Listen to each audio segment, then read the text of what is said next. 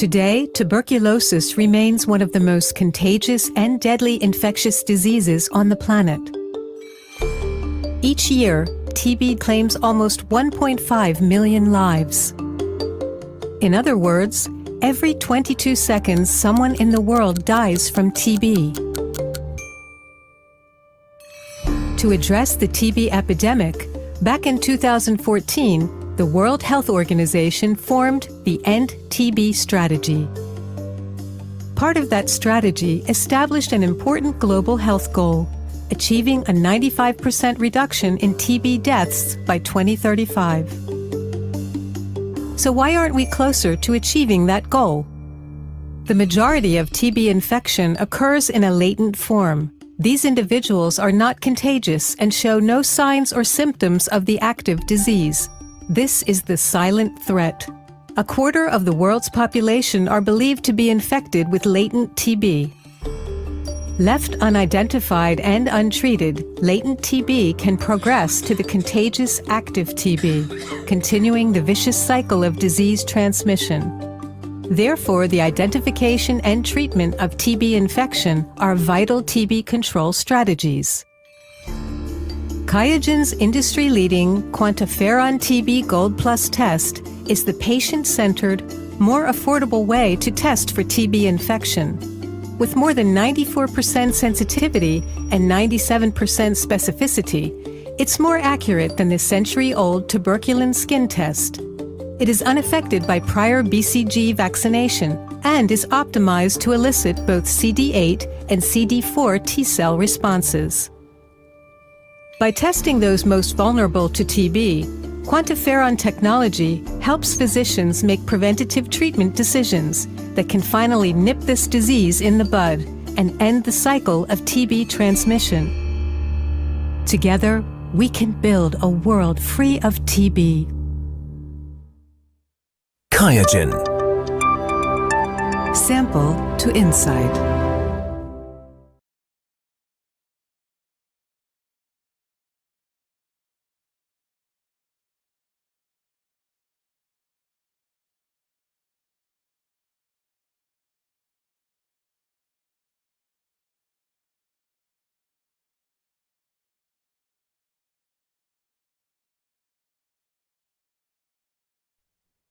Assalamualaikum, selamat pagi, Dr. Fatia, Dr. Ira.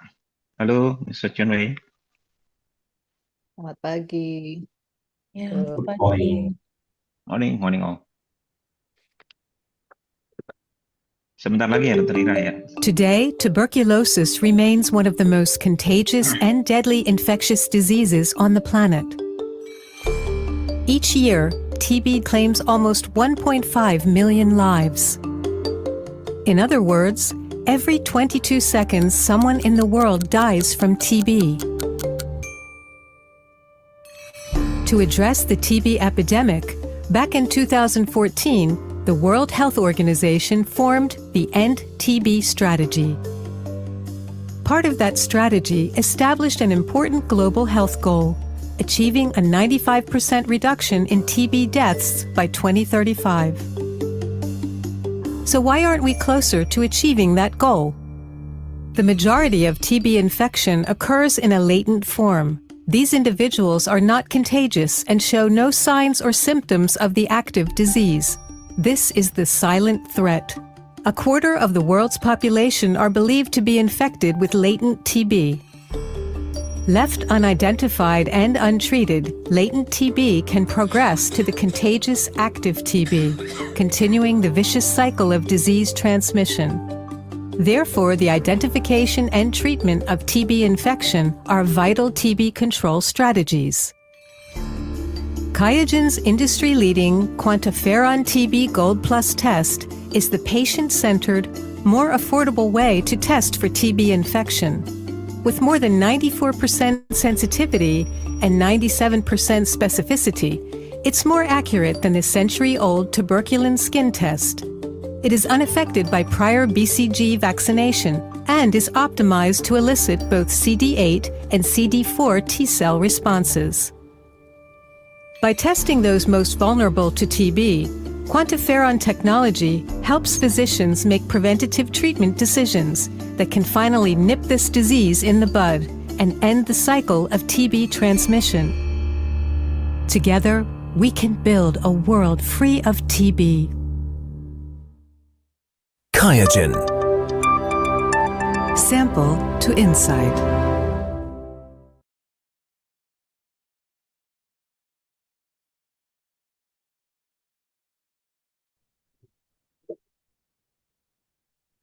Baik, Bismillahirrahmanirrahim. Assalamualaikum warahmatullahi wabarakatuh. Ya, senang sekali pagi ini kita bisa kembali bertemu dalam webinar masih dalam rangkaian World TB Day 2026 yang diselenggarakan oleh PDPI. Kali ini kita bermitra dengan mitra kita dari UBC Medical Indonesia Tbk, QIAGEN. Terima kasih untuk partisipasi teman-teman pada hari ini. Tema yang kita angkat untuk webinar kali ini masih dengan TB tentunya, yaitu Advancing TB Prevention by Addressing Latent Tuberculosis. Webinar ini akan menghadirkan dua pembicara nantinya, tentu pakar dari bidangnya masing-masing, ada Dr. Fatia Isbania dan Mr. Chun Wei Chiam, PhD. Saya akan membacakan dulu susunan acara kita. Yang pertama nanti setelah opening adalah sambutan dari Ketua PP Pengurus Pusat PDPI. Kemudian dilanjutkan nanti dengan presentasi dari Dr. Fatia, dari Dr. Chun Wei, kemudian Q&A answer. Dan pada akhir sesi ada acara yang ditunggu-tunggu sebenarnya ini oleh sebagian besar anggota PDPI, yaitu pengumuman pemenang lomba video TBD.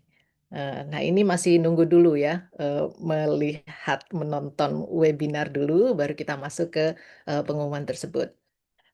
Baiklah, teman-teman sekalian, untuk tidak memperpanjang waktu, saya langsung mempersilahkan untuk sambutan dari Ketua Umum Pengurus Pusat PDPI, Dr. Arif Riyadi, spesialis paru konsultan.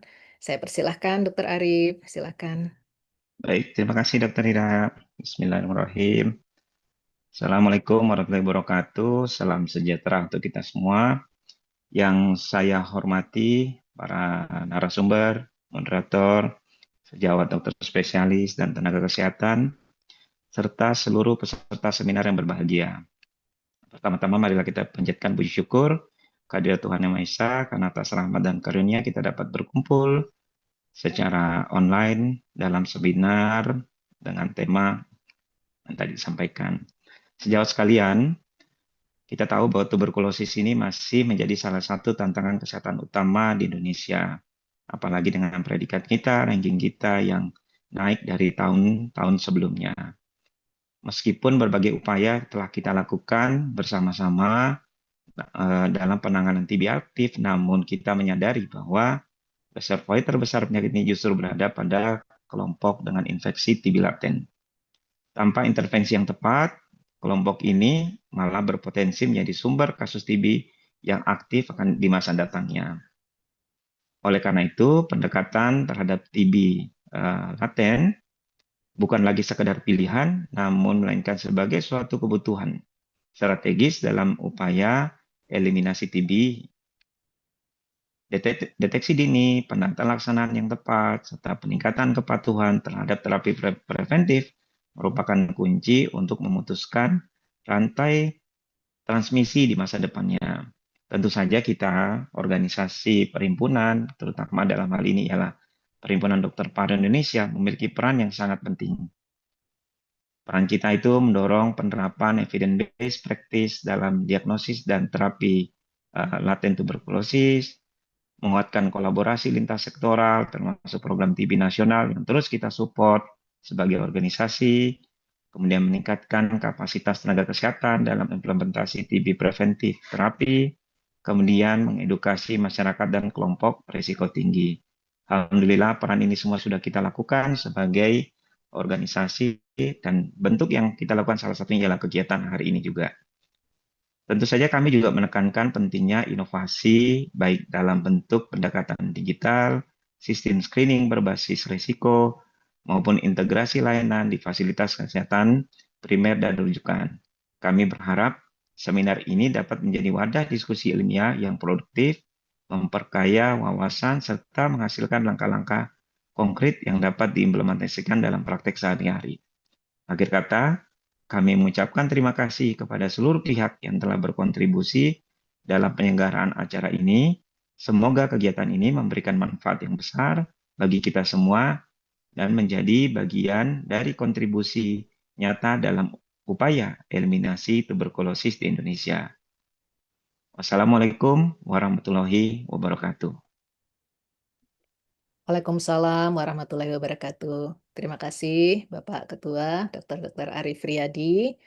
Eh, Baiklah teman-teman sekalian, kita akan memasuki acara inti dan kita akan memasuki ke pembicara pertama. Sebelumnya saya akan membacakan CV dari Dr.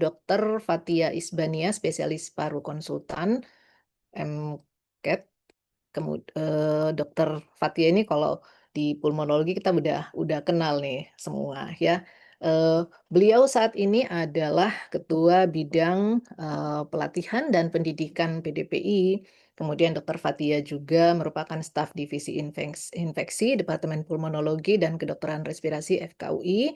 Dr. Fatia juga aktif dalam program pengampuan TB dan respirasi. Saat ini beliau adalah Ketua Program Pengampuan TB dan Respirasi di Rumah Sakit Persahabatan. Baik, Dr. Fatia, kami persilakan untuk mempresentasikan makalahnya. Ya, terima Silakan. kasih Dr. Ira sebagai moderator pada acara pagi ini. Terima kasih Dr. Rizky yang sudah membantu acara ini, Dr. Arif Yadi yang sudah membuka, Dr. Chun yang as a speaker also today, dan teman-teman yang sudah hadir pada acara minggu hari libur ini. Pagi ini saya akan membawakan mengenai maaf, mengenai apa sih itu pentingnya the clinical importance of TB infection. Sebentar, saya ini dulu. Apakah slide saya sudah terlihat? Oke. Ya, Oke, Dr. Fei. ya, sebentar ini.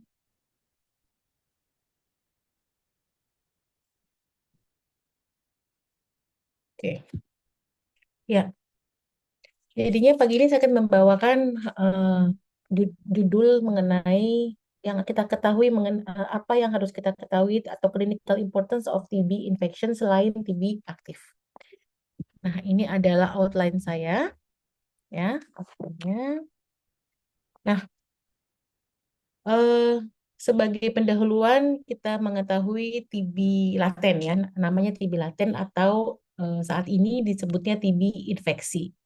Karena kata TB laten itu nanti akan saya jelaskan itu kurang tepat dan WHO saat ini sudah men-state bahwa sebaiknya menggunakan kata TB infeksi TB. Tapi tidak apa-apa, orang-orang masih saat ini mengenalnya laten TB atau LTBI. LTBI adalah suatu keadaan di mana imun kita itu secara persisten berespon adanya antigen Mycobacterium tuberculosis yang distimulasi oleh MTB antigen, tetapi secara bukti atau secara klinis belum bermanifestasi sebagai TB. Dan disinyalir ada 1/4 populasi di dunia sudah terinfeksi TB ini. Dan yang paling penting apabila sudah terinfeksi, maka TB laten ini menjadi manusia yang sudah terinfeksi sebagai TB ini sebagai the main reservoir, jadinya sebagai tempat untuk terjadinya kasus TB aktif di masa depannya. Dan dunia sudah secara global mencanangkan bahwa tahun 2050 itu dunia itu sudah harus bebas TB. Tetapi tanpa kita melihat kelompok ini, itu rasa-rasanya tidak mungkin. Jadinya melakukan follow up atau tata laksana terhadap laten TB ini karena untuk pada populasi atau individu sebagai reservoir nantinya melalui screening dan pemberian terapi pencegahan sangat penting untuk memenuhi the NTB strategi. Nah ini ya, the NTB strategi. Kalau misalnya tanpa ada intervensi apa-apa, maka penurunannya itu per tahunnya hanya 1,5% saja. Nah, kalau dihitung-hitung penurunan ini tidak cukup ya. Kalau misalnya tetap seperti itu aja. Nah, kalau misalnya kita ada sesuatu yang baru, inovasi yang baru, misalnya vaksin, pengobatan, dan yang terus kita tetap harus mengobati TB yang aktif, dan yang paling penting, yang tak kalah penting, yaitu TB laten, dan ada penemuan point of care tes untuk TB, maka diharapkan penurunannya itu lebih tinggi dari 1,5% per tahunnya. Jadinya diharapkan lebih dari 10% sehingga terdapat penurunan yang nyata pada tahun 2035 atau 2050 ya. Kira-kira berapa tahun lagi tuh? 14 sekitar 20-an tahun lagi ya. Nah, tadi saya katakan bahwa epidemiologi untuk infeksi atau laten TB ini disinyalir 1,7 sampai 2 juta, 2 miliar orang itu sudah terkena, atau 25 populasi di dunia ini ternyata sudah memiliki laten TB. Nah, dengan adanya angka 25% dari penduduk dunia ini yang sudah terinfeksi, maka epidemi TB ini akan terus berlanjut. Jadinya sudah dipastikan bahwa TB akan terus menjadi epidemik. Kenapa? Karena sudah terinfeksi 25% dari seluruh penduduk populasi dunia. Jadi kalau populasi dunia sekarang sudah berapa nih ya? Sudah sekitar 4 atau 5 miliar, ya berarti seperempatnya sudah terinfeksi. Dan 80% laten TB ini ternyata ada di Southeast Asia, ya, Western Pacific dan Afrika. Dan sebetulnya secara global prevalensinya sudah menurun, terutama di daerah Western Pacific, di regio Western Pacific ya, Pasifik Barat sudah berturun dari 0,5% sampai ke menurun 2%. Nah, ini yang saya ambil. Jadi coba lihat yang negara-negara yang gelap pada tahun 1990, di 2019 ini dia sudah berubah warnanya. Tapi lihat Indonesia sepertinya tetap ya. Dan ini ada epidemic trend of latent TB. Coba kita lihat Indonesia. Oh, merah ini. Merah ini itu sepertinya kurang dilaporkan ya. Ya, apakah dia warnanya hijau tua atau hijau muda, ini tidak tahu. Oke. Nah, mengingatkan saja bahwa TB ini sangat-sangat unik ya, mulai dari transmisinya, lalu dia masuk ke dalam tubuh kita, lalu terjadinya seperti apa ya. Jadinya TB itu adalah airborne transmitted disease, adalah penyakit menular langsung lewat udara.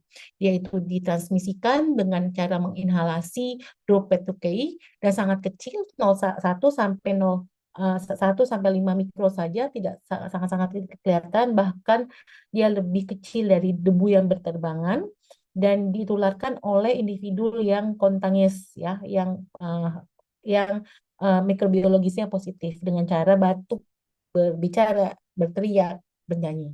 Nah, setelah dia tereksposur oleh TB, maka 20-25% orang akan individu akan terinfeksi. Dan dari 20-25% orang yang terinfeksi tersebut, 5-10% dapat langsung menjadi TB aktif.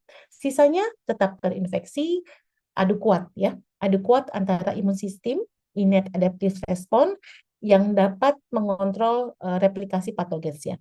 Kalau imun sistemnya itu lemah, berarti patogennya akan bereplikasi dan akan menjadi sakit TB. Kalau misalnya tidak, akan tetap menjadi laten atau hilang sama sekali.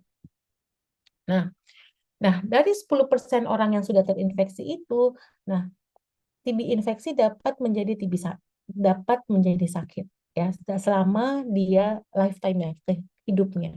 terutama pada orang-orang dengan koinfeksi HIV, DM, malnutrisi, pengobatan dengan glukokortikoid ya, kortikosteroid jangka panjang dosis tinggi, dan biological agent ya, seperti pada pemberian obat pada rheumatoid arthritis, solid organ transplantation, dan keganasan. Ya. Nah, definisi dari infeksi TB atau laten TB adalah tadi saya sudah katakan bahwa infeksi TB adalah suatu keadaan imun respon yang persisten terhadap stimulasi rangsangan antigen MTB, tetapi sudah ada respon terhadap TB-nya, sudah ada sedikit, tetapi dia belum secara klinis bermanifestasi terhadap TB. Dan biasanya orang yang terinfeksi ini tidak memiliki gejala tanda dan gejala dan tanda, tetapi beresiko untuk terjadinya TB disease. Dan dulu-dulu disebutnya TB laten, tapi infection tidak selalu, tapi laten TB ini tidak selalu infeksi tidak selalu dikatakan seperti laten ya. Dan sampai saat ini tidak ada gold standard test untuk mengidentifikasi langsung apakah ini terinfeksi apa tidak, itu maksudnya yang gold standarnya. Tapi beberapa kit itu memang sudah ada seperti yang akan dijelaskan setelah saya. Nah, ini ada patofisiologi laten TB, jadinya setelah dia terinhalasi, tergantung dari daya tahan tubuhnya, ada suatu formasi granuloma sebagai mekanisme pertahanan tubuh kita. Jadi granuloma itu merupakan salah satu mekanisme pertahanan tubuh kita yang membentuk granuloma untuk mencegah TB kemana-mana. Dan granuloma itu terjadi balance ya antara host immunity dan persistennya dari mycobacteria. Dan ingat, laten tidak selalu dorman kompletnya, tidak selalu kok benar-benar dia tidur ya. Kenapa? Masih ada suatu aktivitas metabolisme dalam kadar yang rendah pada status baik laten maupun yang dikatakan dengan dorman tersebut. Nah, jadinya TB itu benar-benar suatu pintar sekali ya, walaupun dia tidak memiliki otak ya, tapi pintar banget. Kenapa? Karena ada namanya metabolisme, aktivitas metabolisme TB. Dia benar-benar dia hebat, dapat beradaptasi dalam beberapa lingkungan hostnya ya, baik dia hostnya dia makrofagnya dia kekurangan nutrien, misalnya pada kasus-kasus nutrisi, atau makrofagnya dia yang rendah oksigen, dia bisa bergerak, dia berswitch, dia bisa memilih aktif, dia bisa dorman, bahkan dia bisa replikasi secara metabolisme, bereplikasi secara aktif, sehingga nantinya menjadi penyakit. Dan secara primer, MTB ini dia menggunakan lemak dan kolesterol dibandingkan dengan karbohidrat pada saat infeksi itu, ya. Dan keadaan MTB ini secara metabolik, aktivitas metabolismenya rendah dan dia slow growth rate-nya rendah, ini merupakan kunci kenapa dia kadang-kadang dia survive dari pengobatan TB yang diberikan. Dan inilah cikal bakal terjadinya TB resisten. Nah, tadinya dulu-dulu kita waktu saya masih koas atau baru jadi dokter, kita hanya mengenal TB itu cuma dua, TB laten dan TB aktif, ya. Ternyata ini sangat-sangat sederhana, oversimplify. Jadinya banyak sudah bertahun-tahun banyak membukti evidence yang membuktikan bahwa TB itu sebetulnya spektrum dari laten sampai ke TB disease, bukan dari laten dia ke TB langsung, tidak. Nah, ini namanya continuous spectrum of situation. Jadinya suatu keadaan atau spektrum yang berkelanjutan. Kenapa kenapa dibilang continuous? Karena TB itu kan dia kan hidup ya, walaupun dia rendah, tapi dia tetap secara aktif bermetabolisme. Ada metabolic activity, dia bisa menjadi dorman, intermittent, atau aktif. Dan semuanya itu tergantung dari innate dan acquired imunitas dari hostnya itu manusia. Nah, ini tadi saya dapatkan, tadi kita tahunya TB primer, TB laten, lalu jadi TB aktif. Ternyata tidak. Banyak sekali, ada beberapa spektrum di antaranya. Ya, mulai dari tidak, dia terinhalasi. Terinhalasi bisa jadi tidak terinfeksi atau menjadi infeksi. Lalu dikatakan insipien. Insipien itu istilahnya itu baru saja dia terkena. Nah, nanti dari baru terkena jadi subklinis. Nah, sudah subklinis, ada juga subklinis yang bergejala, ada yang tidak bergejala. Nah, ada yang bergejalanya, ada yang tidak khas. Sampai dia ke simptomatik, ya. Sampai dia ke simptomatik, sampai ke TB disease. Ya. Nah, yang tadi saya katakan, TB itu adalah spektrum proses yang kontinu, dari mulai dia terinfeksi sampai dia incipient TB, subclinical without signs and symptom, subclinical with recognized sign and symptom, nah sampai terakhirnya TB disease with sign and symptom.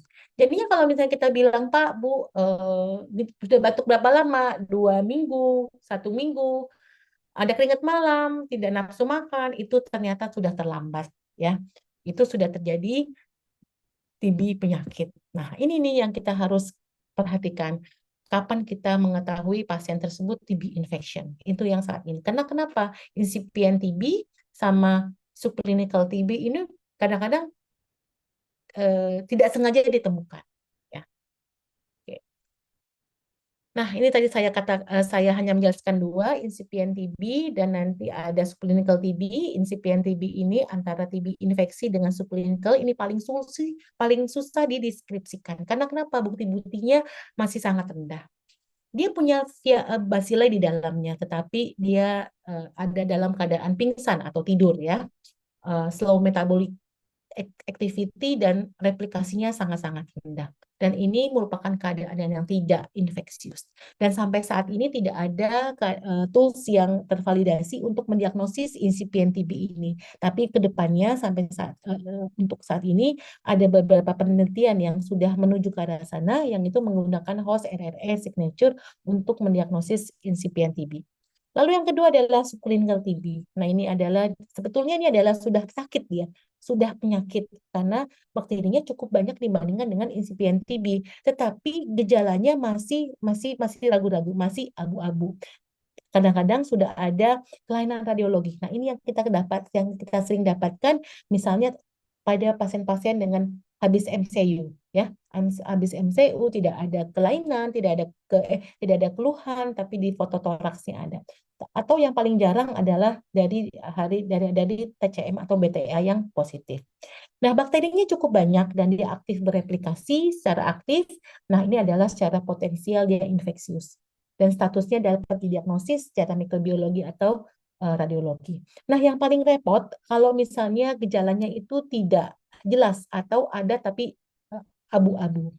Nah, subclinical TB yang subklinis ini memiliki implikasi yang cukup penting, yaitu dia dapat menularkan. Dia dapat menularkan bacilli dan dapat menyebabkan infeksi TB yang lain di komunitas. Dan ternyata dari suatu penelitian didapatkan bahwa orang yang mikrobiologisnya positif, yang sekutum sendirinya positif dengan high bacillary load di mikroskopisnya, ternyata 34-68% tidak bergejala. Nah, ini kesimpulan, slide-nya gambarnya cukup baik menurut saya, mulai dari terinfeksi, laten, incipient, subclinical with no sign and symptoms, subclinical with unrecognized, sampai ke active tuberculosis. Nah, ini bisa bolak-balik. Bisa dia laten ke incipient, bisa balik lagi ke laten lagi, begitu juga subclinical, bisa balik lagi ke incipient. Itu tergantung semuanya dari innate and acquired immunity-nya. Nah, ini stage-nya lebih banyak lagi, ada stage 0, stage 1, 2, 3, sampai ke 7. 7 itu sudah recovered atau post tuberculosis lung TB. Nah, ini siapa? Ada risk of reaktivasi, jadinya seorang yang sudah terexposure, dia jadi TB laten, dia bisa jadi reaktivasi. Reaktivasi diperkirakan ada yang bilang 5-10, ada yang sampai 22-23%, terutama pada kelompok-kelompok dengan resiko tinggi. Yang pertama adalah HIV, yang kedua adalah diabetes, menggunakan anti-imunosupratif terapi, malnutrisi, dan gagal ginjal, chronic kidney disease. Nah, ini suatu meta-analisis yang cukup baik didapatkan efek estimates for risk factors of TB recurrence ya. Ini adalah misalnya yang ini yang sama adalah DM, ada koinfeksi TB dalam pernah sakit dalam waktu kurang dari 2 tahun, dan yang pertama adalah laki-laki. Nah, ini juga risk factor of developing active TB dengan dari laten, household contact, ya ini yang paling nomor 1, post proven IGRA seroconversion, immigration, dan anak-anak ya. Ada HIV juga, transplantation, keganasan, silikosis, end stage renal failure, dan dialysis, dan lain-lain. Nah, target screening sesuai dengan WHO yang pertama adalah close kontak erat dari TB kasus yang aktif, tenaga kesehatan, imunokompromis, penggunaan alat biologi, dan orang-orang di high burden TB setting seperti di Indonesia. Nah, jadinya dilakukan tes apabila kamu berencana untuk mengobati atau kamu mencurigai bahwa ini adalah TB laten. Nah, ini adalah algoritma untuk TB laten dan penggunaan TPT pada orang-orang dengan HIV positif, household contact, dan lainnya. Dan ini kalau yang untuk yang HIV positif tidak perlu dilakukan pemeriksaan lagi, dia langsung diberikan apakah dia TB apa tidak. Kalau misalnya tidak TB, dilihat apa TPT kontraindikasi apa tidak. Kalau misalnya tidak, diberikan TPT. Ya, begitu juga kalau yang household contact itu masih dilakukan pemeriksaan untuk TST, yang IGRA atau TBST. Tapi kalau ini beda dengan program saat ini ya. Kalau yang program saat ini di Indonesia itu tidak dilakukan pemeriksaan lagi. Nah, ini diagnostic methods-nya nanti akan dijelaskan lebih lanjut oleh Dr. Chun Wei ya. Ini kita menggunakan TST dan IGRA, tapi memiliki limitasi, tidak bisa membedakan laten atau aktif, limited ability to predict progression, dan positif apabila ada BCG efeknya apabila kita menggunakan mantu test.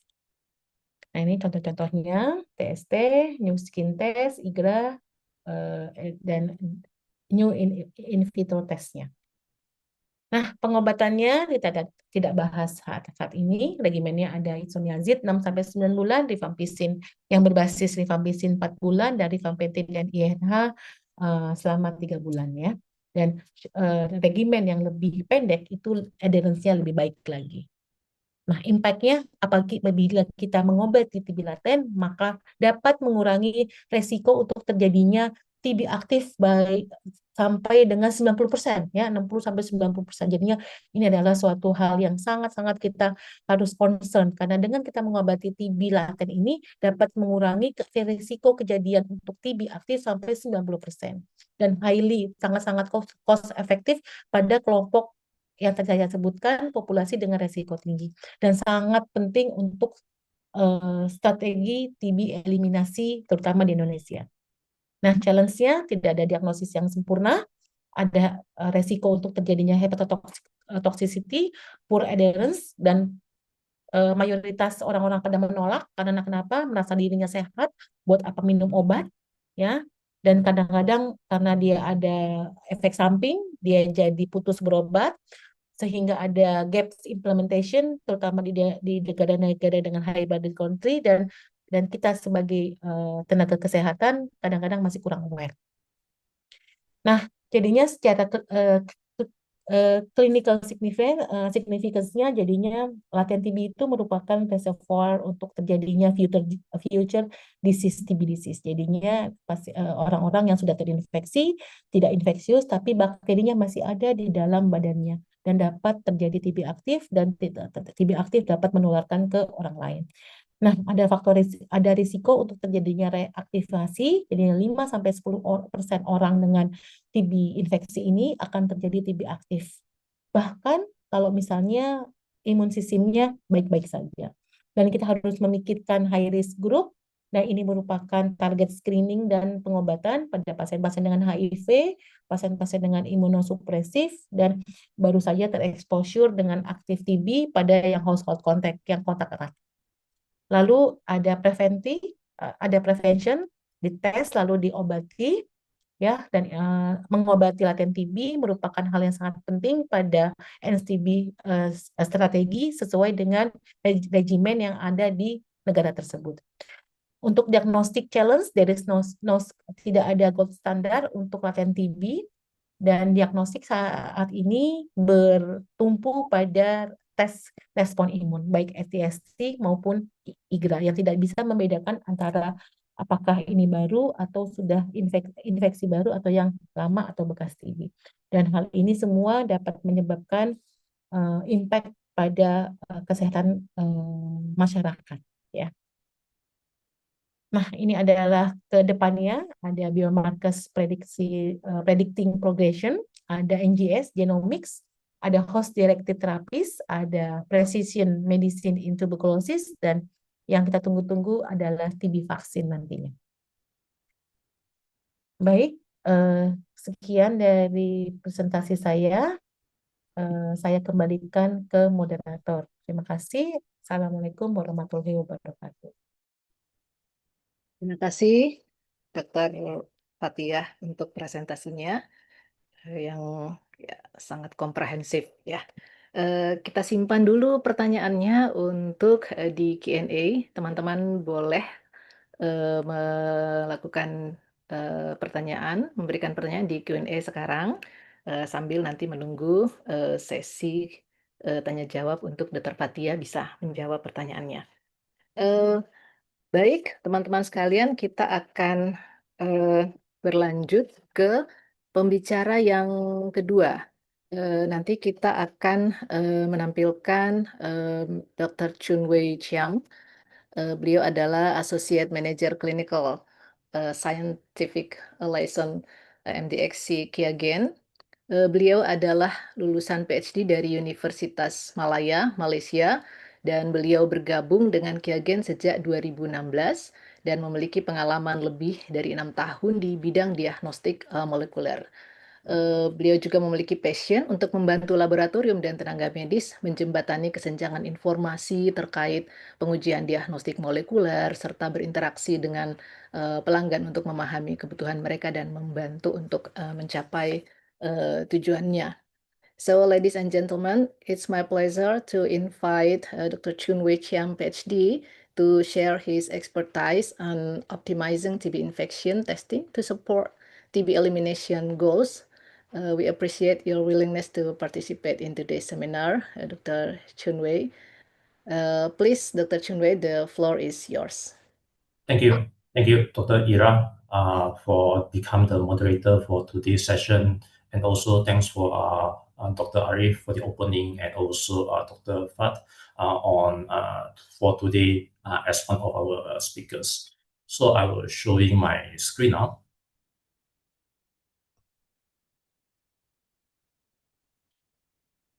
So can you see my screen?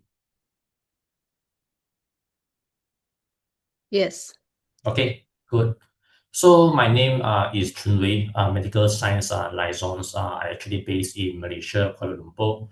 So for the next 20 to 30 minutes, I will present on the solutions from Kaigens, how our solutions able to optimize the TB infection testing to support the TB elimination goals. So this is the outline for today's talk. I will give a few minutes on the overview of TB infection, later on looking at Kaigen solutions, quantiferon TB Go Plus, or we also know that as a QFT Plus. And then later on, a lot of the subsequent slides will be on the publications, focusing on the vulnerable groups. And then I will spend a few slides on the result interpretations later on. So for the first overview, we know that TB is a global and greatest annual killer.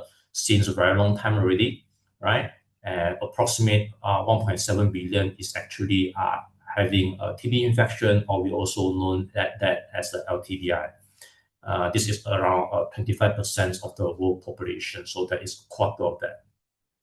So when we're looking for an individual, which is known as an index case, approximate 20 to 25 of them, 25% will be infected with disease. Within the first 5 years, 5% of them will develop TB disease very, very quickly. And then the remaining probably will develop somewhere between their lifetime, though that is around 2%. This is a paper according to Cospeya back in 2023. So that just now, Doctor also shared with everyone on the spectrum of the TB, right? So we are looking for something like TB infection down here, latent TB, TB incipient, subclinical, and also active. So previously, the treatment or the capturing of the TB cases generally will focus at here, but we are missing a lot of this one, which maybe will contribute as a future TB disease in the future. So when we are looking for latent TB or TB infection, they are actually the tomorrow TB. We are talking about TB that develop 2, 5, or 10 years later on. So they are actually a silent carrier, and approximate, like I mentioned early on, 1.7 billion of them, or a quarter of population is having TB infections. And then this is a general percentage, 5 to 10% will develop TB disease in their lifetime. When we are looking for the immunological of TB infections, right? So when a new healthy individual, they are infected by TB disease, within the first 3 weeks, the bacteria will start to increase. So this is a bacterial load. And within this time also, the immune system, or we call that as a cell-mediated immunity, will start to come in. So at this stage, the T cell actually will release the interferon gamma to actually suppress the bacterial load. So they explain why the bacterial load is very, very flat at here. They do not increase. So this is what we are looking for, the TB infection, where there's no symptom, at least at this stage. And then if in the future, let's say the individuals actually their immune system have been compromised, the interferon gamma start to dropping down, this is the time when the bacterial load start to increase already. So at this time, we are looking for TB disease, or the patient actually will have symptoms. Currently, the IGRA technology with QuantiFERON TB Go Plus, this is a 4th generation of TB, launched back in 2014 globally, right? And then up until now, there are around 200 plus of paper, they are focusing on the QuantiFERON TB Go Plus. So this is an advancement compared to the 3rd generation's solutions. And what is the difference? Because with the 4th generation, we actually come in with another additional yellow tube. We call that as a TB2 antigen tube. The reason is because we are able to elicit extra or additional targets, in this case, the CD8 plus T cells. Previously, in 3rd generation, we are not able to, because that time we only focus for CD4. Now, we also able to elicit the CD8 T cell as well. So at here, you are looking for the elicits of the MHC class 2 using E6 and CFP10. And then there's also additional peptide at here, which is eliciting the class 1 MHC cells, right? So this will release the CD8 later on. And why this TB2 antigen tube is important? Because we are able to provide a more comprehensive picture of the immune reaction to TB antigens. And then a lot of the publication already show that CD8 detection actually increases the sensitivity for the high-risk group patients. So this is additional information or performance compared to the 3rd generation's QuantiFERON TB Go tubes. So the next slide, you are looking at the recommendation globally by WHO, US CDC, and also ECDC as compared to the alternative skin test. So this is the module 1, right? And then later on, we have also launched, WHO launched the module 6. So this one, they are more focusing on certain group of populations, like the pediatrics, in fact, it's all ages, or pediatrics, pregnant women, individual, they are immunocompromised or taking biologics like TNF alpha inhibitor, and also probably other inhibitors as well. So the key feature of the quantiferon Go Plus is that this is a reliable IGRA test with improved sensitivity and specificity more than 90%. This also have been validated in immunocompromised individuals as well as pediatric populations. As a clinician, you probably also would like to know about the evidence and also recognition. So up until now, there are thousands of review publications across all versions of the quantiferon's TB solutions. But when we are looking for the 4th generation only, so that is 4 tubes. So that one, we actually have a 200 plus of papers. So this already been endorsed by WHO, FDA, and also the recently Europe regulation CIVD endorsements. And what is advantage for the clinician and also the patients is that this is just involve single visit testing, meaning that there's no loose to follow up.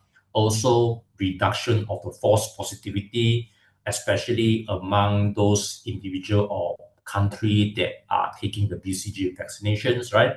And this also means that we also can reduce the need for unnecessary treatment or over treatment. Next slide. So this is a recommended population according to WHO and also US CDC. We are looking for the most vulnerable groups which will progress to TB, and then also those that are at risk of the disease transmission, like healthcare worker, individuals in correctional facilities like prisons, immigrants from high endemic country, individuals in congregated settings, or individual they are taking the substance abuse in this case. But for the subsequent few slides, I will focus a lot on the vulnerable groups. So this is the topic that we will look for a lot of publication I will share with you later on. When we are looking at the medical risk of TB reactivation, so we are actually comparing against the normal healthy individual, assuming their risk is only 1, right? So who are actually have the higher risk to progress to TB disease or reactivation of TB? So generally patients with the AIDS, HIV infection, and those that are taking they undergo a solid organ transplant because they need to take the immunosuppressants. There's also other group of patients, especially those that are chronic renal failure, patients that need to take the biologics like TNF alpha inhibitor or other inhibitor like glucocorticoids, and also the diabetic mellitus. Right? The box in red generally, as you can see here, is their immune system generally are compromised. And we also should not forget children that are less than 4 years old also, because they're also at risk. When we are looking for the quantiferon TB Go Plus, like I mentioned earlier on, we also use additional tube, which able to elicit extra CMI immune response in this case. So we are looking for the presence of the CD8 T cells, which also release the cytokine interferon gamma. So why this CD8 is important? Because study has shown that they are also involved in suppressing the MTB growth, kill the infected cells, and also direct lysis of the intracellular MTB. And not only that, publication also show that they are more frequently detected in those with active TB disease compared to the latent infection. So this is from the publication I will show with you later on. And then they also related or associated with recent exposure to TB. They also have been detected in active TB subjects with HIV co-infection and also young children because of the additional performance or sensitivity related with the CD8. And then also observed to decline when patients are exposed to anti-tuberculosis treatments. So as you can see here, CD8 technology provides a more comprehensive view of the immune response to TB infections. So the first paper from 2019, Sotgui. So this paper showed that by using the 4th generation tube, they actually have a better sensitivity, mainly due to the additional of the TB2 tube that able to elicit the CD8 responses. Assuming if you are just using the TB1 tube, right, the sensitivity achieved is 91%. But if we just focus on additional tube, just focus on TB2 tube, the sensitivity increased to 95%. And this is a pool, meaning TB1 and TB2, the information or the data, they combine. So they become 94% at here. So what we can see or conclude from this paper is that they are able to reduce the false negative by detecting the CD4 and also CD8 T cells, because the second tubes able to identify the true TB infection that might otherwise go detected. Just imagine if there's no TB2 tube, there will be a lot of cases will be misdetected in this case. And then the clinical impact is that this is a dual tube approaches, which able to enhance the diagnostic confidence, particularly useful among high risk or immunocompromised population, because the TB2 tube actually can complement or assist the detections that are missed in TB1 tube. If you have opportunity to look for the IFU from the QuantiFERON TB Go Plus, this is one of the chart in the IFU, right? So when the QuantiFERON TB Go Plus tube was launched back then in 2014, there are some interest when they are looking for the IFU, especially at this chart. They notice that there are some extra dots at here, right? So they are wondering within this mixed risk, what this mean to the patient or the clinicians. Is this an extra information? This is a recent infection, or they are actually likely to progress to TB, to latent TB or TB disease? So this one is a question back then.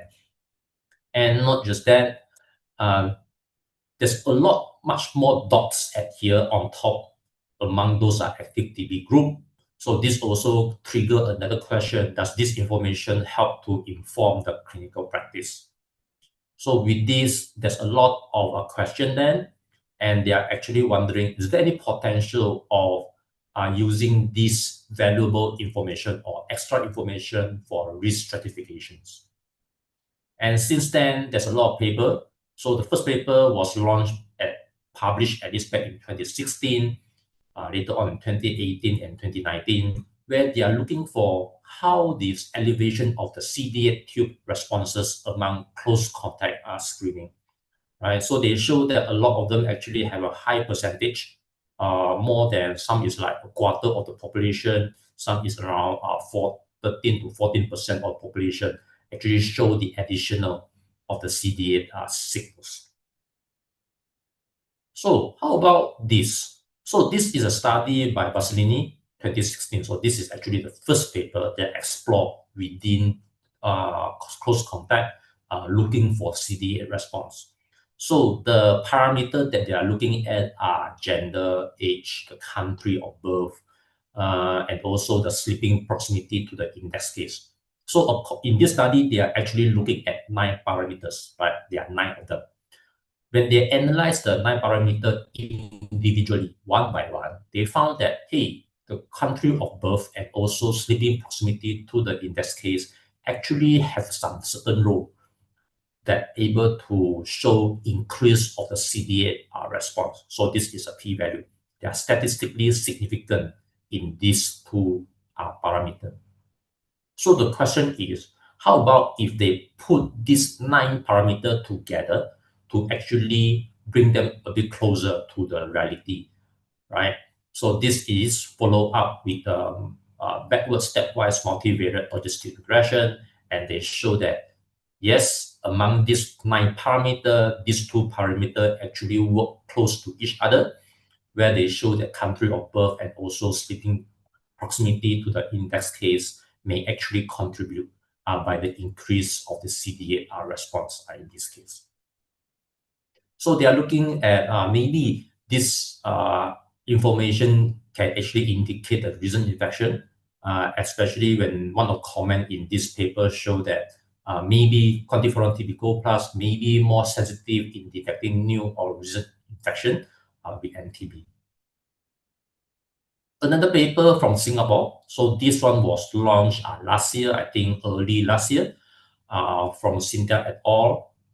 So this paper, they are actually trying to explore the role of, or the incidence or the epidemiology of the CD8 T cell responses among TB disease patients and then those that are just recently infected with TB.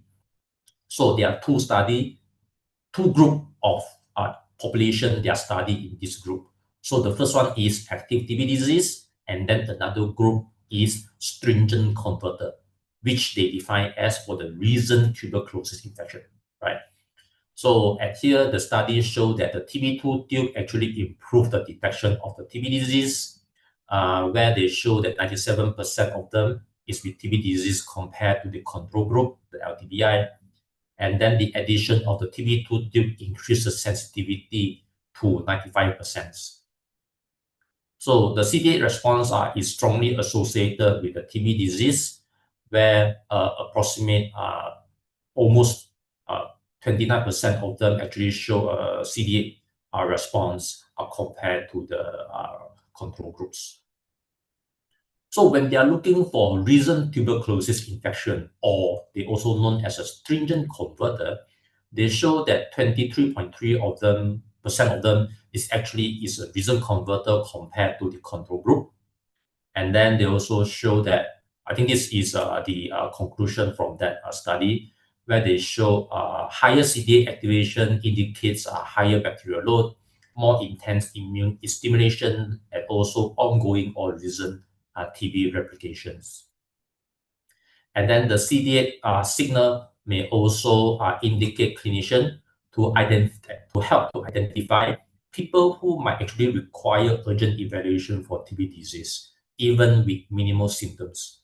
And then also this extra information also distinguish the recent infection, which means that the patient may actually eligible for TB preventive therapy early than remote infections.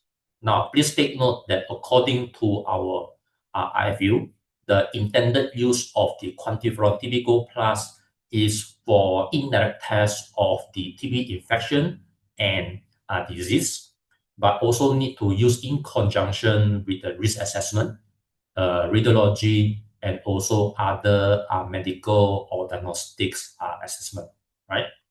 This CD8 is still not inside the intended use, but just extra information to share with everyone.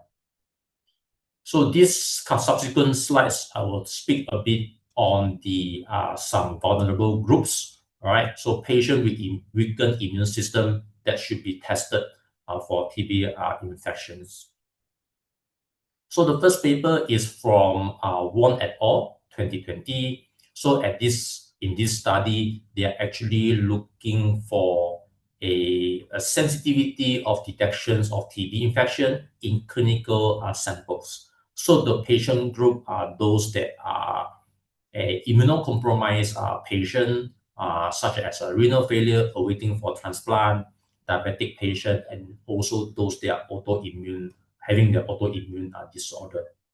From here, you can see that the performance of the QFT Plus actually have better performance or detection rate comparing to the third generation of tube, meaning broader LTBI detections. And then the additional TB2 tube, which able to elicit the CD8 T cells responses, right? So this is where we are able to detect extra detections. Border or false positivity drop to 0, where QFT Plus actually reclassify this group as a negative, meaning that improve the specificity. In terms of indeterminate result, they increased a bit from 11 to 14, but when they reanalyze, right, they are actually not statistically significant in the paper. So it's not an issue for the indeterminate results. Another paper from Latent from 2017 they show that this is study on the HIV positive adult. So at here, they are looking for the median interferon gamma was higher in TB2 tube comparing to TB1 tube, right? So you see that by having the second tube, the TB2, they're actually able to detect more, right? So with TB2 tube, among population, they are HIV negative. 20% of them, they are presumed negative or indeterminate in TB1, actually are detected as a TB2 in this case, meaning the tube detected extra. When they are looking for people living with HIV, 29% of them known as negative or indeterminate results in TB1 tube actually are called as a positive in TB2 tube, another additional detections. And not only that, compared to the prior study in the institution, the QFT plus also not affected by the HIV status and also less affected by the low CD4 count at here. As you can see here, as the CD4 count reduced, the detection of the fourth generation QFT plus actually detected more compared to the QFT, the third generation tube at here. So the conclusion from this study is that they actually maintain diagnostic accuracy in both HIV infected and also uninfected individuals, and remain highly sensitive when we are looking for low CD4 count. Another study, again from Singapore. So this study is at the end of last year, I think it's November or December, published. So this study, they are actually more like a consensus statement from Singapore chapter of rheumatologists, where they are recommend on the screening for the latent TB infection in people with rheumatic diseases. So they are trying to look for whether LTBI screening is needed before starting non-TNF inhibitors therapy in PRD patients. So PRD stands for people with rheumatic disease, right? So we are looking for other TNF alpha inhibitor. And then we also try to see whether routine testing with TNF alpha inhibitor is needed or not.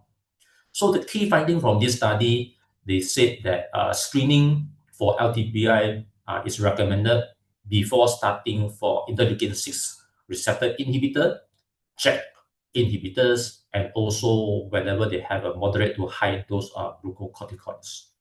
And cyclophosphamide are not recommended for routine screening from this consensus statement. When they are looking for the repeat LTBI testing for TNF alpha inhibitor, so this is the second A, right? Whether they need to routine testing or not. So from this consensus statement, they said that no need for routine annual retesting if the baseline is negative. However, retest is only recommended for new exposure when there are other risk factors. Okay. So what news in this statement is that this is a first national consensus in Singapore, where they are addressing the LTBI screening before initiating of the biologics in patients with PRD, and then whether they also clarify the role of the repeat LTBI testing or routine testing in this case. The clinical implications recommendation will help the clinicians to make the informed decisions when to screen for LTBI to reduce the variability in practice and also avoid unnecessary testing. Especially in Singapore, they are looking for diagnostic stewardship while also ensuring patient safety. And then this recommendation also able to help to maximize the use of the healthcare resources, and then also may inform the institutional protocols and national policy around the regions. This paper are looking for the study on pediatric. So this is a 2020 paper from Ahmed. So the study objective is to compare to the predictive value of IGRA to the TST for progression of the TB disease in children, as including those that are less than 5 years old. So if you look through at here, right, the QFT plus, the proportion of children with IGRA positive increases with age. This is actually corresponds to the exposure. Compared to TST, generally they are actually all over the place. The positivity rate is very, very high. When they are looking for the frequency comparing TST and IGRA result in combination, they found that among this group, TST positive but IGRA negative, there are around 652 of them have been grouped in this group. This actually, the author think that this may be due to the impact of the BCG vaccinations. When they further study on this group, right, they found that none of them actually progress to TB disease in the future, because this group, they follow for around 4.3 years, right, and see what happened in the future. None of them actually have a TB disease. And then in terms of the performance, the QFT also show a better sensitivity and then PPV and NPV compared to other platform. Specificity, on the other hand, is roughly the same with other platform like the T-Spot TB. So the author conclude that the IGRA can be used in children in all ages, and this may be also the reason why the AAP from the Association of Pediatrics in US actually changed their recommendation, in this case, to all ages. Back then, it's actually 2 years and above, but since the new AAP, they actually recommend for all ages. And QFT Plus has better performance in those at the greater risk. So this is a lot of publication. This is a 200 plus of publication just based on QuantiFERON TB Go Plus across different high-risk group, from HIV patient, elderly population, rheumatic arthritis patient taking biologics like TNF-alpha inhibitor or other inhibitors, pediatric population, and of course other comorbidities as well. And why this is important? Well, we know in terms of lab, accuracy is very, very important. But as a clinician, we also would like to ensure patient safety, because we know that, yes, LTDBI do not have any symptom, but the preventive therapy can cause side effect, especially when the diagnosis is incorrect. And this is actually not fair for the patient, right? Because we know that the preventive therapy can cause liver injury, abdominal pain, nausea, and also vomiting, jaundice because of the impact on the liver, tingling or numbness of the hand and feet, dizziness, flu-like symptom, and also loss of appetite and fatigue. So this shows that why accurate detection for TB infection is important, although we know that the better the test, the better the care. So the last few slides is on the interpretations, right? So we know that whenever the TB1 tube, either one of them is detected, they are called as a positive. When two detected, also called as positive, right? But when they are called as positive, please take note, this is just infection likely. Whereas for those that are called as a negative, they are not likely. And why is this so? I will share with you later on. Whenever we call as a positive, likely, the reason because there are probably other mycobacteria also, right? But please take note that the specificity of the QFT Plus is much more better compared to the skin test, right? Because for skin test, there's a lot of false positive. But for this one, the false positive is only known for 3 species. Kansasai, this one is an environmental mycobacterium. Zugai, this one is more for the skin infection. And then Marinum, this one is more for the water, like fresh water, salt water, mycobacterium. These 3 can potentially lead to the false positive result. But generally, they are very, very not common. When we are looking for negative results, right, also, again, is also known as a not likely. The reason is because we cannot exclude the TB infection, especially when the illness is inconsistent with TB disease. Likelihood to progress to the disease increases. And then also, please take note, the false negativity also may be due to other 2 reasons: patient condition or the technical error, right? When we are looking for patient condition, maybe because the stage of infection is different. Remember earlier presentation by doctor, where she said other than latent TB infection and active TB disease, there are other TB like incipient and subclinical, for example. And there are also a comorbid condition which may affect the immune function, like people living with HIV, like those that are diabetic mellitus, right? And also other immunological variable. Technical error, this one is more like a blood collection handling and also performance of the assays incorrect. But we also should not forget on the indeterminate results. Please take note, indeterminate result doesn't mean that it's a failure of the test. It's still a result which can show you something else, at least for the patient condition, which I highlight in green color at here, right? Yes, indeterminate result can be due to technical error. But when we are looking for patient condition, for example, excessive level of a circulating interferon gamma, also possible. Just imagine if a patient come in with a fever, for example, the immune system already come in ready. If you still draw the blood for quantiferon TB Go plus, you may notice the high nu in this case. By right, the number of the nu should be close to 0 or less than 2 or 3. Okay, and then there's also a possibility of the heterophilic of antibodies. This will actually cause a false positive because of non-specific detections. And then again, patient immune system is not functioning or is weakened or affected. We are looking for individuals that are immunocompromised, right? So when you're looking for the numbers, this maybe mean that the number of mitogen minus the nu is less than 5, as less than 0.5. By right, the number should be close to 8 or more than 8 to 10, right? So this is another reason for the patient condition. All right, so this is my last slides, where the take-home message, quantiferon TB Go Plus able to give you accurate and cost-effective testing. Why?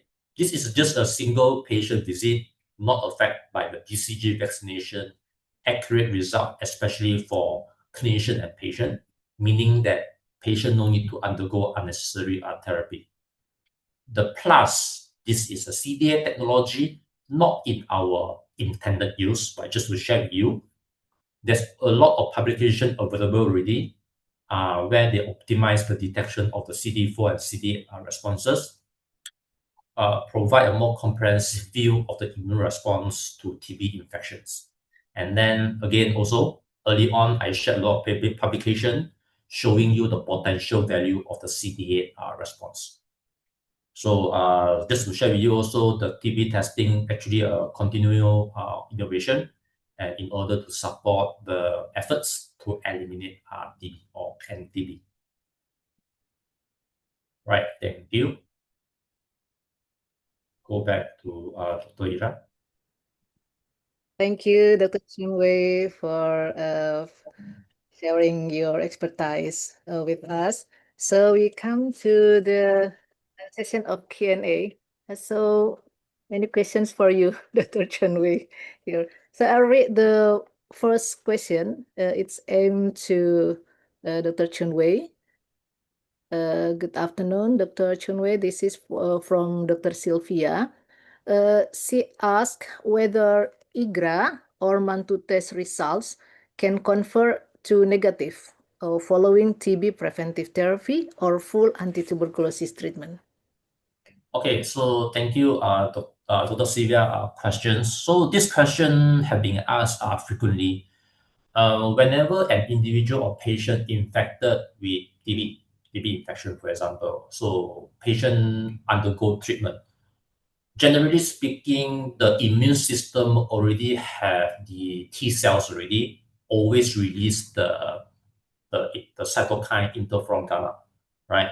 So will they convert to negative? The answer is no. So meaning that patient after patient undergo the therapy, if you retest it again, the result will still remain positive because the immune system is already there already. Yeah, so we cannot differentiate.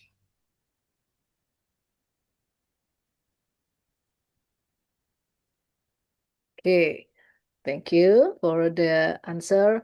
Then I move to the second question, also for Dr. Chinwei. This is from Dr. Gifari. The first question is, How does the mechanism work for a trace negative result on TCM gene expert? What exactly happened at the biomolecular level on this TCM instrument that leads to a trace detected conclusion? This is Gene Expert. It's not a Kaizen product. Okay, so whenever we are talking about gene experts, right? So this is a molecular testing. They are detecting for the presence of, or I call that as a direct test for the MTB, meaning that the bacteria is there inside the sputum. So they use a gene expert to detect the presence of the bacteria. So these are looking for the DNA of the MTB. But for quantiferon, it's the other way. We are looking for the presence of the interferon gamma released from the T cell. So remember that for quantiferon TB Plus, we are looking for the indirect test. Gene expert is actually a direct test in this case. So usually we'll use for the TB disease diagnosis. I hope this answer Gifari questions, right, Dr. Ira? Yeah, Givari still have a question for you. This is about testing with pleural fluid. Why does TCM testing with pleural fluid have lower sensitivity and specificity compared to cerebrospinal fluid, even though anatomically the pleural fluid is closer to the lung? Okay, so I think I just last few weeks I attend I think a webinar by Global. I think we are talking about extra pulmonary TB, correct, Dr. Ira, in this case, right? Yeah.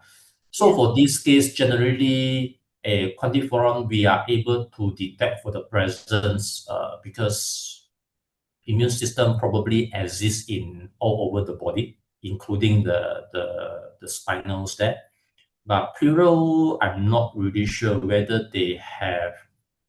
Yes, they are closer to the lung, but I'm not sure whether they have immune system actually floating around that actually uh, trigger the CMI response. Yeah. So maybe this is the reason behind why you collect the pleural fluid, you run for quantiferons, typical plus, which is a not validated test, might be the reason why they are not able to detect. Yeah. So we are talking about extrapulmonary in this case. Yeah. Yeah. Maybe Dr. Ira or Dr. Fatia got any comment on this part? Yeah. Ya. A comment on Ya, this? saya komen untuk yang pemeriksaan TCM yang berbasis DNA itu pada cairan pleura. Kita tahu bahwa walaupun dengan dekat paru, tetapi secara tidak TB, efusi pleura karena TB itu bukan mekanisme langsung karena karena jumlah bakterinya atau karena dia di paru, dia dekat paru jadi langsung gitu bakterinya. Tidak, karena satu dia itu merupakan reaksi imun. Efusi pleura itu adalah reaksi imun akibat ada TB ya. Dan biasanya TB yang terjadi kalaupun TB terjadi di cairan pleura itu di pleura itu adalah TB yang Pauci baciller. Artinya dia sangat-sangat rendah. Walaupun TCM bisa mendeteksi DNA, dia tetap membutuhkan sejumlah bakteri untuk bisa dideteksi. Ya, sedangkan untuk di efusi pleura itu biasanya merupakan reaksi imun ya dari TB paru. Dan kalau terjadi efusi pleura itu biasanya sejumlahnya sangat banyak ya cairannya di cairan efusi sehingga seakan-akan bisa mendilusi kuman TB tersebut. Ya, jadinya untuk efusi pleura itu memang penggunaan TCM itu memang sensitivitas dan spesifitasnya rendah ya dibandingkan dengan dari paru. Ya, terima kasih Dr. Fatia and Dr. Chunwei. I hope Dr. Gifari, I hope it could answer your questions. There is another question from Dr. Sylvia Cahyadi to Mr. Chiam. What other additional diagnostic examination that we can combine to increase the sensitivity of TB Gold Plus, especially to detect the LTBI? This will depend on your country national guideline because I think you need to follow some sort of algorithm for detection. So when we are talking about for LTBI, generally the recommended method is IGRA testing, interferon gamma assay release. So in the markets, there are some products. So QFT Plus is one of them. Other than that, that would be skin test. But the challenge with skin test is that they have a large chance for false positive and sometimes false negative as well. There's also other solution like TB spot skin test, for example, TB spot, and then also other product as well. So this is some of the solutions. But I would like to take this chance to talk about sensitivity because sometimes you may encounter indeterminate results, right? So what will happen in the next step? Because result is inconclusive for you. Generally, I also remember back 2 weeks ago during one of the webinar, the algorithm recommended by one of the speaker is that they recommend clinician to run another quantiferon TB Go Plus again to reconfirm. If this one again is indeterminate, they actually suggest another test, also IGRA, but they can choose either skin test or probably TB spot, TB in this case, to actually make sure they are really indeterminate or not. Yeah. Thank you. Maybe Dr. Ira and also Fatia, you have any other comment also you would like to share? Ya, Dr. Fatia mungkin mau menambahkan untuk diagnostic examination yang bisa dikombinasikan untuk meningkatkan sensitivity dari TB Gold Plus ini. Kalau menurut saya sih cukup ya TB Gold Plus dengan tadi yang Dr. Chen Wei sudah presentasikan sudah cukup sensitif dengan penambahan dengan additional information-nya CD8 ya CD8 untuk khususnya untuk pasien dengan pasien-pasien dengan immunocompromised tadi. Jadinya sudah cukup menurut saya. Oke, baik, Dr. Fatia. So we have another question to Dr. Chun Wei. Thank you for the interesting presentation. If I may, I have a question for Mr. Chun Wei. I heard that you're from Malaysia. How about the guideline latent tuberculosis in there already as a nation guideline also? Yes, correct. So according to our Malaysia clinical practice guideline for the tuberculosis management, I think this is a 4th edition back in 2021.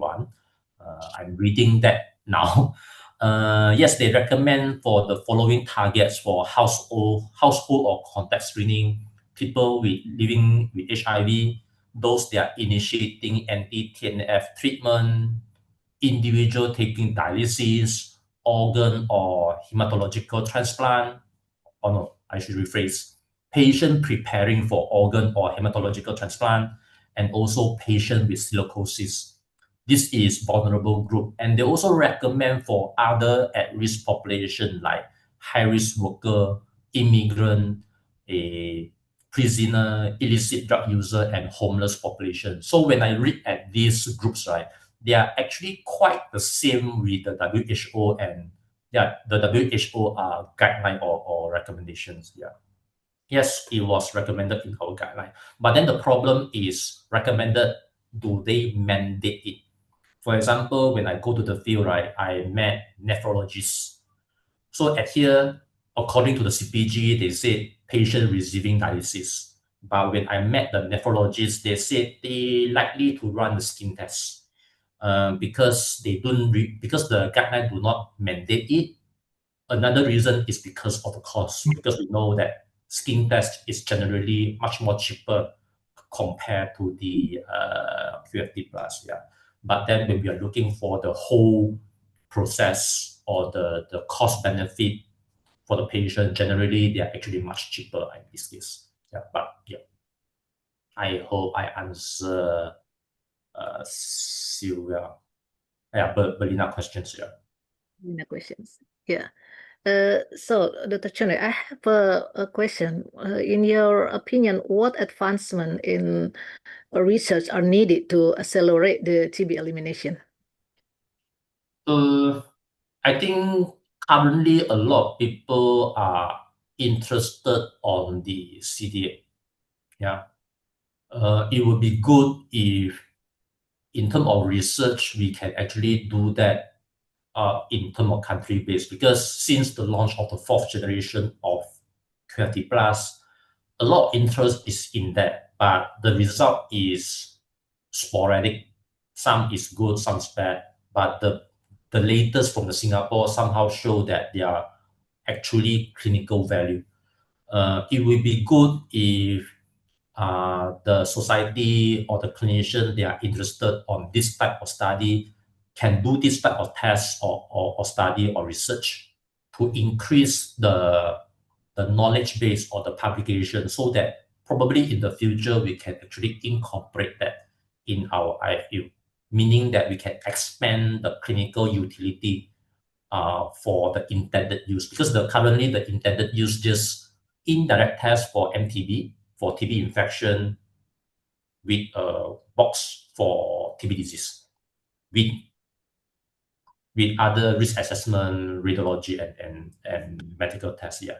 But with this additional information, especially in CD8, we probably can give extra information to show that is it a recent infection or they are actually progressing to active TB. Yeah. This is what I'm thinking that future research should focus on. Dr. Ira, I have questions for Dr. Chunwei. So, Dr. Chunwei, the additional information of CD8, it's really means something to the clinician, right? Whether the patient have the reason tuberculosis or the remote TB, right? But if we what really exactly the clinical implication if we found the result, the additional result of this CD8? This extra information, according to the publication, actually is more like a guide. Like if you have this, because currently the results that you receive in your hand, other than positive, negative, indeterminate, you also will have a value, like what is the value. But when you minus the TB2 tube, minus of the TB1 tube, the additional information when they are more than 0.6 or 0.7 according to Singapore paper, this actually will give clinician an edge whether they are actually a recent or upcoming disease, so that in terms of the patient management, the clinician will determine whether the patient need preventive therapy or they also can start to get ready for active TB, which much more aggressive therapy, which can go up to 6-9 months like that. Because if you give a preventive and then the patient go for active TB, you are wasting your time or probably the resources at that. Yeah. So if we found the CD8 information more or less that we give the treatment to the patients? This one we still cannot do any recommendation because it's still not in our IFU. So for Kaizen, we cannot lay any claim on that. Yeah. But even now, as a clinician, you also should not do. But just for the sake of research, maybe you can do some clinical trial or whatever. But for Kaizen, we cannot lay any claim. But if you have any interest, you maybe can do some study on that. Is there any value or not? I also would like to know because yes, this is very interesting and for the study. I'm sure other than Singapore paper, a lot of country already do something.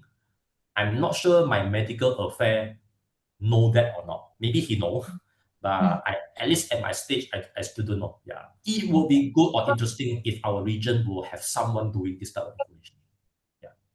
Okay, Yeah. thank you. Thank you, Dr. Fei. Regarding the CD8, there is one question from Dr. Budi. I heard that IGRA quantiferon can detect CD8 also. What is the difference between other brand or method which also can detect CD8 for IGRA testing? Okay, good questions. Yeah. Okay, for the, maybe you guys already noticed that a lot of product in the field, they claim that they can detect CD8. Yes, we do notice that, but you also will notice that their solutions is almost the same like our third generation tube, where they only offer 3 tubes, for example. Yes, they offer CD8, but the problem is, can they differentiate CD4 and CD8 at the same time? For us, when we take the TB2 tube minus off the TB1 tube, we can get a CD8 number. But for the one that in the market, they probably will show the number of combined CD4 and CD8 together. If they want to differentiate, they cannot, at least in this case. Yeah. But as a clinician from the lab, they probably will just want to see whether patient have TB infection or TB disease, that's it. But they are not interested with CD8, at least at this stage. But in the future, just in case, if there's any value on that, maybe separation of CD8 will actually prepare you early for the future if you have the solutions in the lab now. Yeah, that is my thought. Thank you very much, Dr. Chunwei and Dr. Fatia. Saya kira semua pertanyaan di Q&A sudah terjawab. So every question has been answered by the presenters. Thank you very much. Saya akan mungkin mengambil beberapa take home message untuk kedua presentasi tadi. Yang pertama bahwa deteksi latent TB adalah kunci eliminasi tuberkulosis. Kemudian QFT Plus memperkuat diagnosis dengan teknologi CD8, kemudian keamanan dan efisiensi dalam praktek klinis, ini harus bisa kita andalkan untuk manajemen populasi secara luas, kemudian pentingnya screening terarah dan klinis terkait risiko.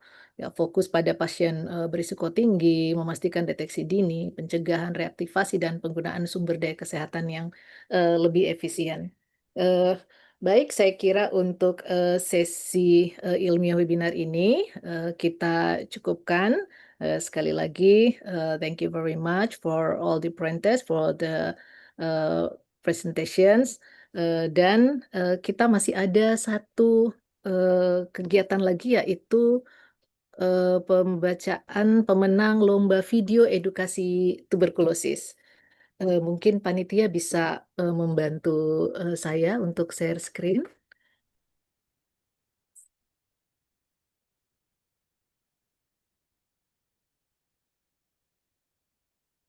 Ya, jadi teman-teman sekalian, dari juri ini sudah menentukan 3 pemenang lomba video untuk Hari Tuberkulosis Sedunia tahun 2026 oleh pengurus pusat Perhimpunan Dokter Paru Indonesia. Mungkin slide.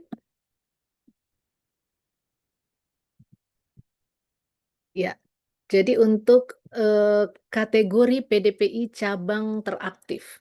Nah, kita menentukan ini berdasarkan jumlah video yang dikirim oleh PDPI, dan PDPI cabang yang paling aktif ini mengirimkan 12 video dari total 43 video perlombaan. Ya, sangat aktif ya.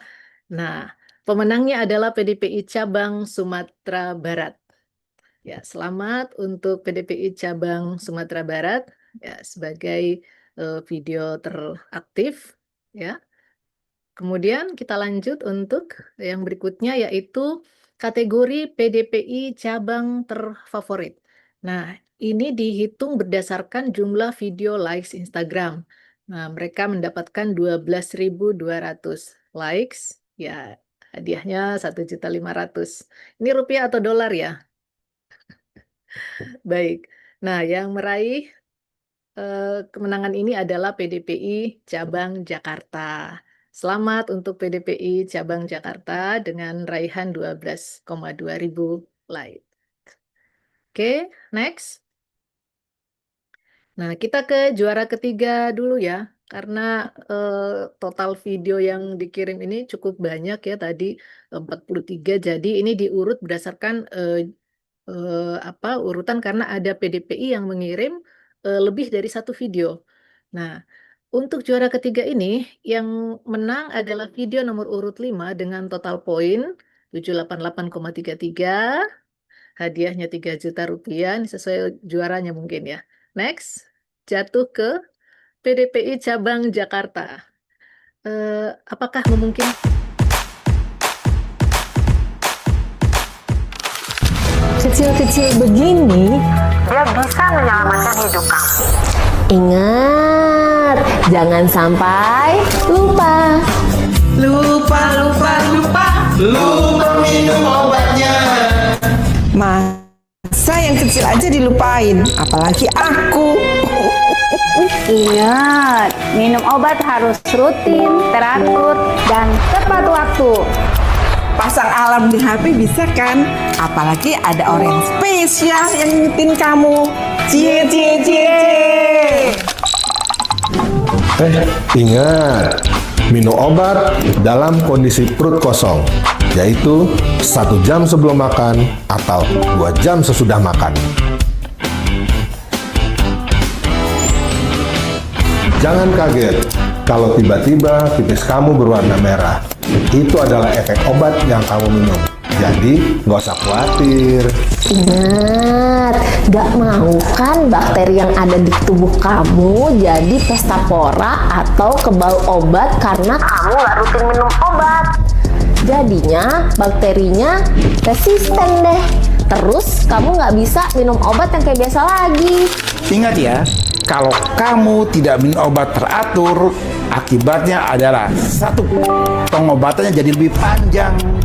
Kedua, kalau kamu nggak teratur juga, kumannya bisa menyebar kemana-mana. Jadi angka kematiannya makin tinggi. Ingat, patuh minum obat bisa menyelamatkan diri sendiri dan orang yang kamu sayangi.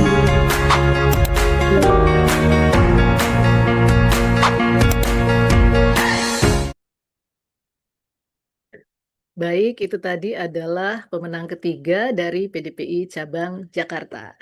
Ya, kita ke juara kedua. Nah, juara kedua ini diraih oleh video nomor urut 33 dengan total poin 790. Hadiahnya 4 juta. Kita lihat siapa yang menang nih juara kedua. Silahkan. Dari PDPI Cabang Jambi.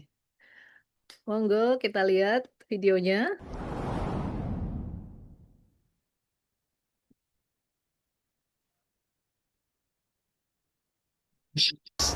Ganti-ganti informasi tentang TB ke dokter paru. Cetas. Tuberkulosis atau disebutnya kadang orang awam bilangnya TBC ya, atau yang sekarang lebih dikenal sebagai TB adalah infeksi dari kuman Mycobacterium tuberculosis yang menyerang organ tubuh yang terutama paling sering adalah paru.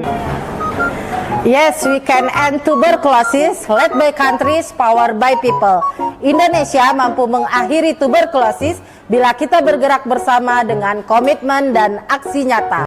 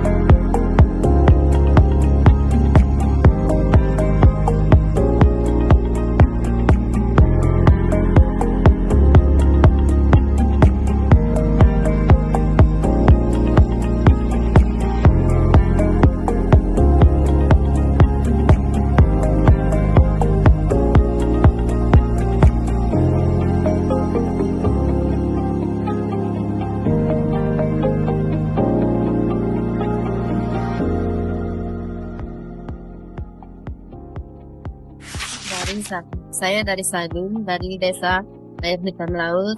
Berkat acara ini, saya banyak mengenal atau mempelajari tentang paru.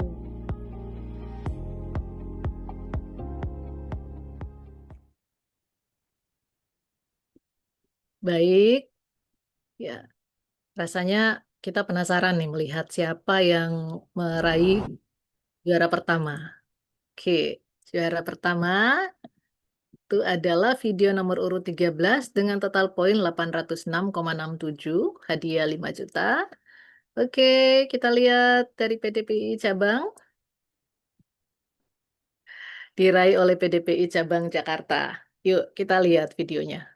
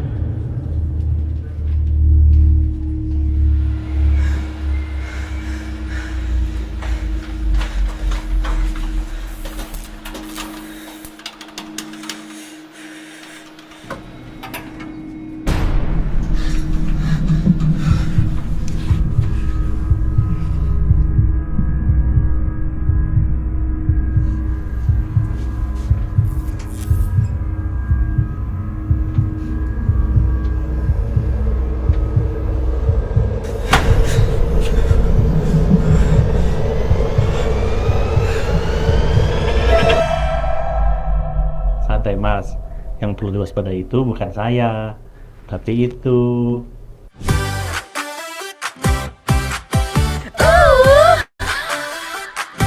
Yuk cegah TB.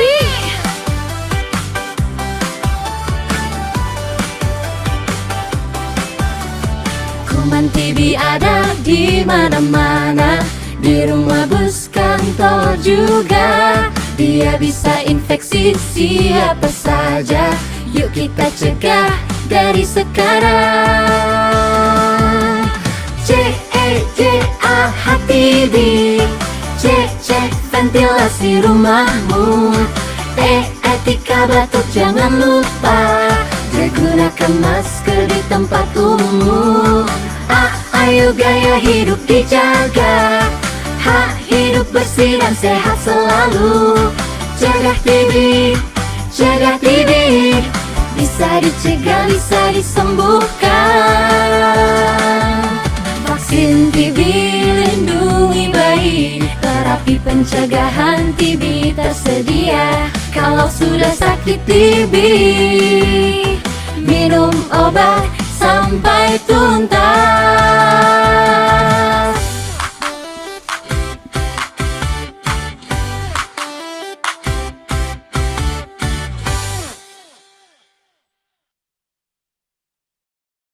CEGAH-TB, cek ventilasi rumahmu. Etika batuk jangan lupa. Gunakan masker di tempat umum. Ayo gaya hidup dijaga. Hidup bersih dan sehat selalu. Cegah TB, cegah TB. Bisa dicegah, bisa disembuhkan.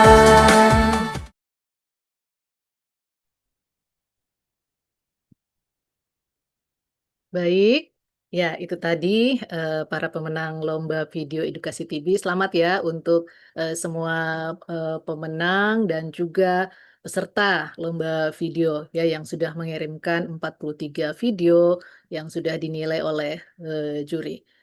Sekali lagi terima kasih untuk peserta lomba video edukasi TB yang inspiratif, yang sangat informatif dalam meningkatkan kesadaran masyarakat tentang eliminasi tuberkulosis. Semoga karya Anda bisa lebih banyak menginspirasi dan mengedukasi banyak orang dan membawa perubahan ke eliminasi TB. Ya, baiklah para peserta webinar sekalian, kita sampai di penghujung acara. Sekali lagi kami mengucapkan banyak terima kasih pada peserta webinar, pembicara Dr. Fatia dan Dr. Chun Wei, kemudian panitia Dr. Rizky dan tim, mitra kami, mitra Kiagen. Thank you also to Kiagen for their support in making this event possible and contributing to elimination tuberculosis effort in our country. Baiklah, saya tutup kegiatan ini dengan ucapan billahi taufiq wal hidayah. Sampai jumpa di event webinar PDPI berikut. See you in next event of PDPI. Assalamualaikum warahmatullahi wabarakatuh. Assalamualaikum warahmatullahi wabarakatuh. Terima Waalaikumsalam kasih Dr. warahmatullahi Ira, Dr. Chun Wei, Mbak Puspa, Dr. Rizky, Mbak Nanda. Terima kasih, Dok. Thank you Terima everyone. kasih, Dokter. Izin leave.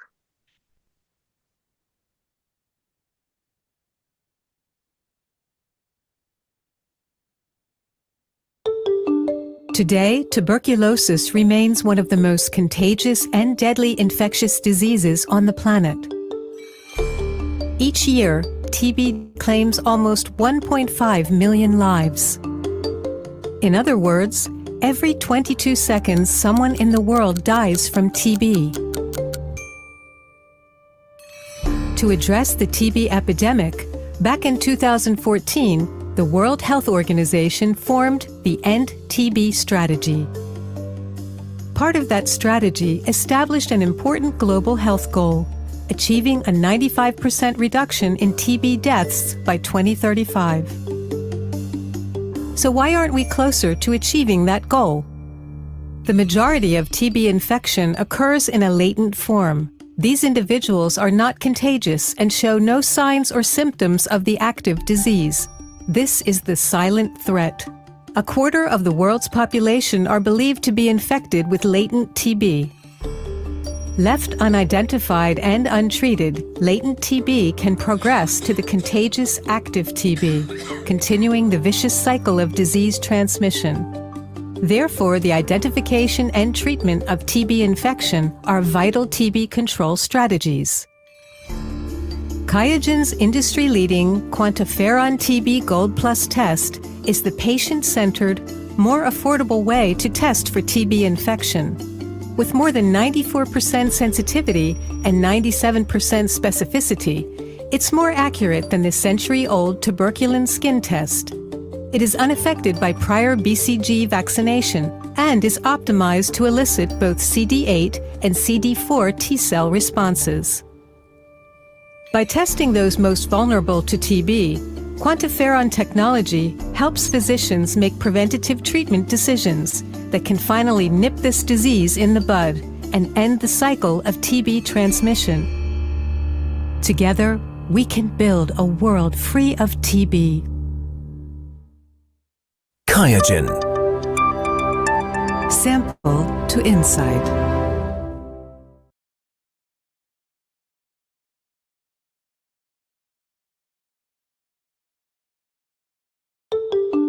Today, tuberculosis remains one of the most contagious and deadly infectious diseases on the planet.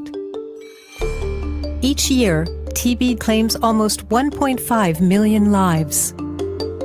In other words, every 22 seconds someone in the world dies from TB. To address the TB epidemic, back in 2014, the World Health Organization formed the End TB Strategy. Part of that strategy established an important global health goal, achieving a 95% reduction in TB deaths by 2035. So why aren't we closer to achieving that goal? The majority of TB infection occurs in a latent form. These individuals are not contagious and show no signs or symptoms of the active disease. This is the silent threat.